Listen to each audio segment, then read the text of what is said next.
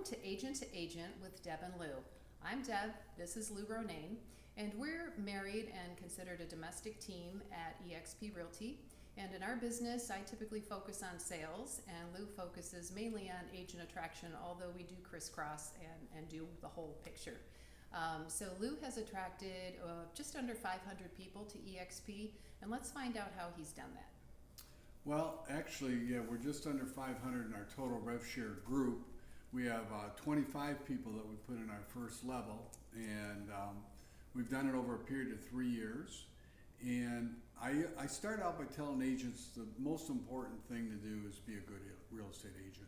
Yes. And what I mean by that is when you're doing a co-op deal, when you're in a transaction, when you're, publicly, connecting with other agents at functions and that, be professional, be nice, be approachable, just be, real. Don't try to be stuck up or try to think that you're the best person in the room for whatever volume you do, because here's what happens.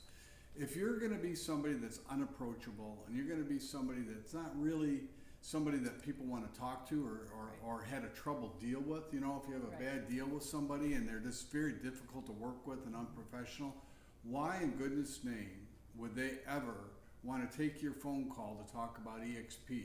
Right. It doesn't make sense. Be the agent the other agents want to work with, because that's going to also help you win bidding wars and get deals put together. Exactly. So it's just all comes down to being professional. And I just want to say one more thing on that. Return phone calls. Don't just text. Have conversations with people. You have to build relationships. I've been in the business 37 years, and I've been with 3 other major companies as well as a couple independents over that career, and I've always tried to maintain a good relationship with agents, always. In fact, a lot of times we end up being friends with agents that we work with, and that because we're all so busy working all the time and we see everybody all the time. It's not like a regular business where you go in 9 to 5. And so you're always on duty. You're always on duty to attract new clients. You're always on duty to attract new agents that you get to know that hopefully someday would see that eXp is a great opportunity for them and that you would be named as their sponsor. And it's just not going to happen if you're not the kind of person they want to hang around with or do business with, like Deb said. Right. So start out with that. It's very, very, very important. They have to know you and they have to respect you. So the other thing too is get involved. Probably around 2000, I was involved in several fronts with the board. I was a board of realtor on the board of directors for our local association. I was on the MLS governance committee where I was a governor on that. And then I proceeded to get elected and be on the Michigan Association of Realtors Board of Directors. What's that done? Well, first of all, it allowed me the opportunity to give back to the great organization that's made our business be what it is. The way we transact, the way the MLS is run, the way they enforce ethics and everything that we do with National Association of Realtors, it all comes down on a local level. The other side of it was not only just giving back, but it allowed me to meet more people. People that are involved in committees, that are involved in the board. Those people usually have a higher degree of professionalism and really pride in caring about the business that we're in, that they want to help make our organization even better. So those are good people to connect with and get to know.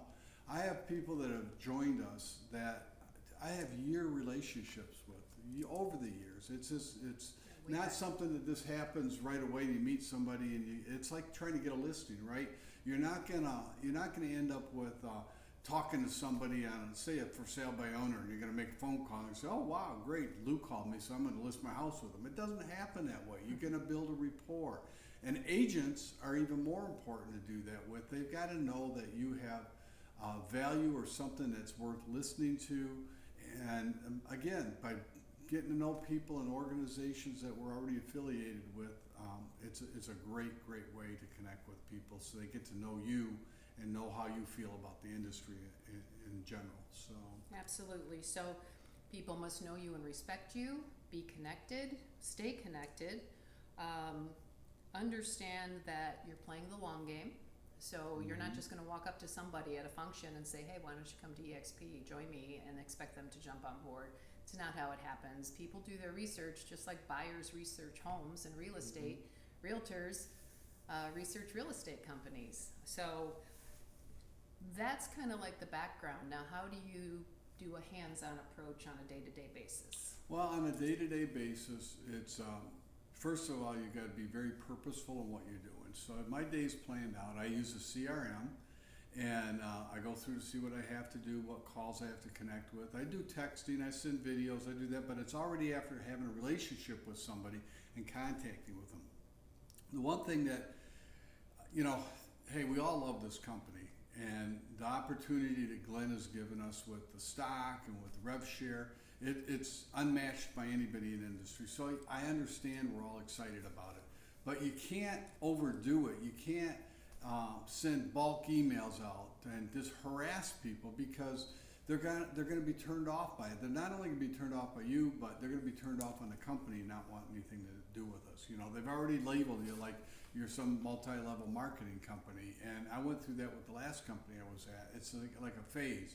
People equate 7 levels of revenue share that all of a sudden, you're a multi-level marketing. It's not that at all. It's nowhere near that. We have something of value, but it's all on how you are perceived and how you send the message. And so I spend the day talking to people, reaffirming things with people.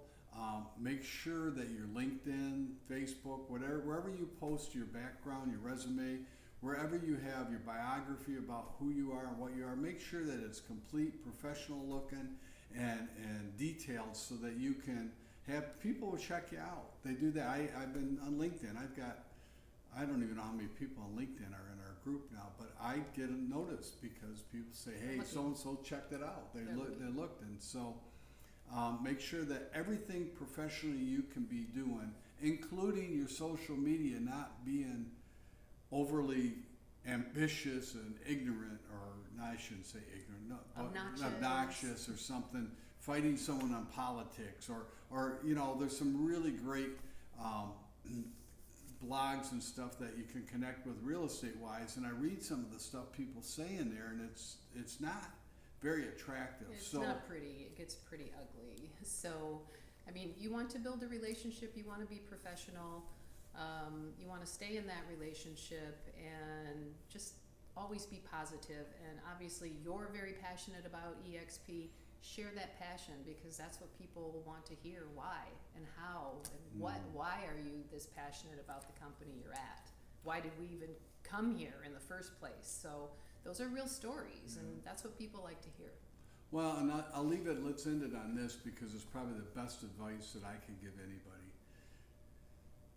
Just ask great questions and sit back and listen to their answers. It's not about eXp, it's not about you, it's about them. You need to find out what they're succeeding at, what they're struggling with, what they like about the business, what they like about their current broker.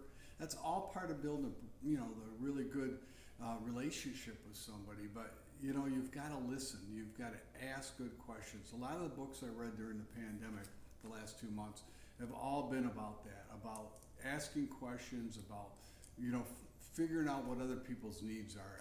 I've been over and over the years been complimented by many people. Debbie especially always says I'm a servant leader. You've got to be that way in your approach, because, and I'm telling you, this is the same advice. You would become a better realtor if you ask better questions, if you care, you're empathetic.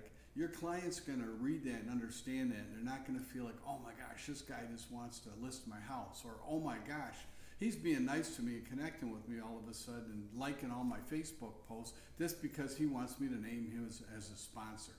People are smarter than that. So be smart, be professional, and be genuine, and ask good questions. And good luck to you. You're going to do great. This is the best gift that anybody's ever given to the real estate industry. Go get your fair share.